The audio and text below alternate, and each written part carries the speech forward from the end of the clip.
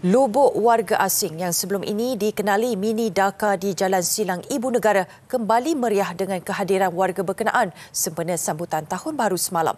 Warga asing dilihat kembali memonopoli kawasan berkenaan selepas 10 hari operasi dilakukan pihak berkuasa Khamis minggu lalu.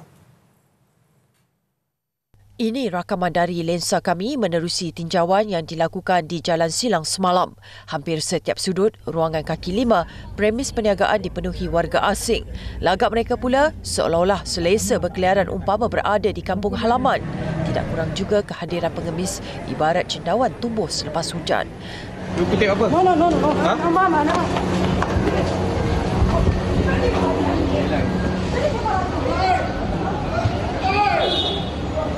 Setelah menyedari kehadiran kru kami yang merakam gelagat mereka, ada yang mula gemetar dan cuba melarikan diri. Bagi peniaga tempatan pula, kawasan ini menjadi hub warga asing berkumpul. Kelompok itu turut menyumbang kepada pendapatan peniaga sekitar. Tangkap di KKM, tangkap 2-3 hari lepas, diorang buat balik lagi. Buat lagi, tapi benda ni takkan selesai. Kena ada satu cara bagaimana nak menteras benda ni. Masalah ni, benda ni bukan kita yang fikir. Kita peniaga fikir cari makan je. Kalau pada saya lah, masalah operasi itu memang patut jugalah kita adakan untuk kata orang membenteras yang tanpa dokumen lah. Maksudnya dokumen ada macam contoh bisa ada tamat tempoh semua tu, itu tak ada masalah. Pasal itu urusan imigresen lah, pihak berkuasa lah kan. Orang tu ada dokumen ke tak ada dokumen. Kita meniaga sini, kalau operasi itu sehari 2-3 hari itu memang kuranglah pendapatan. Tapi bolehlah untuk cukup makan. Lebih 1,000 pendatang asing tanpa izin parti ditahan dalam operasi khas Mini Dhaka sekitar Kompleks Kota Raya dan Jalan Silang 21 Disember lalu. Operasi itu disertai seramai 1,138 pegawai dan anggota polis, membabitkan Brigade Tengah Pasukan Gerakan Am PGA, Pasukan Simpanan Persekutuan FRU dan Unit Anjing Pengesan K9. Tidak salah di sisi undang-undang mereka berkumpul, cuma golongan parti saja yang perlu berwaspada.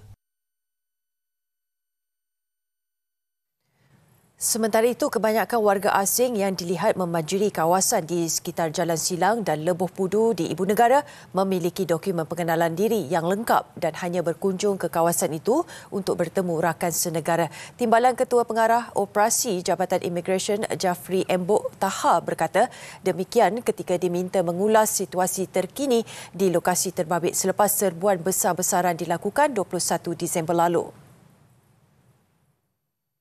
Majoriti daripada mereka mempunyai dokumen sama ada PLS, PLKS ataupun telah berdaftar dalam RTK 2.0. Jadi mereka ni sebenarnya ada dokumen dan memang menjadi mungkin di hari-hari cuti berkenaan mereka datanglah ke situ, dan situ merupakan mungkin tempat tumpuan bagi mereka untuk berjumpa di kalangan rakan-rakan senegara. Beliau berkata demikian pada sidang media selepas melakukan op sapu di Brickfield, Ibu Negara semalam. Mengulas lokasi panas penempatan warga asing seperti didedahkan polis Diraja Malaysia PDRM baru-baru ini, Jafri berkata tindakan susulan akan dilakukan. Jumaat lalu, PDRM dilaporkan mengenal pasti lebih 10 penempatan warga asing di seluruh negara dan akan meneruskan operasi serbuan seperti yang dilakukan di Mini Dhaka Jalan Silang sebelum ini.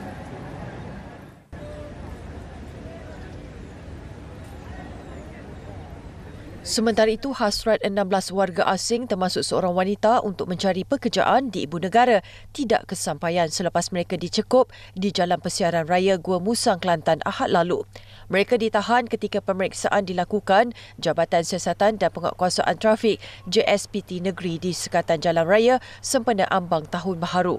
Warga asing terdiri masing-masing 6 warga Myanmar dan Bangladesh, 2 warga Indonesia dan masing-masing seorang warga India serta Pakistan.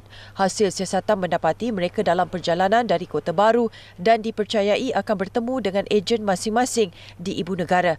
Pemeriksaan turut mendapati 11 daripada mereka memegang pasport yang telah tamat tempoh, manakala 5 lagi tiada dokumen pengenalan diri.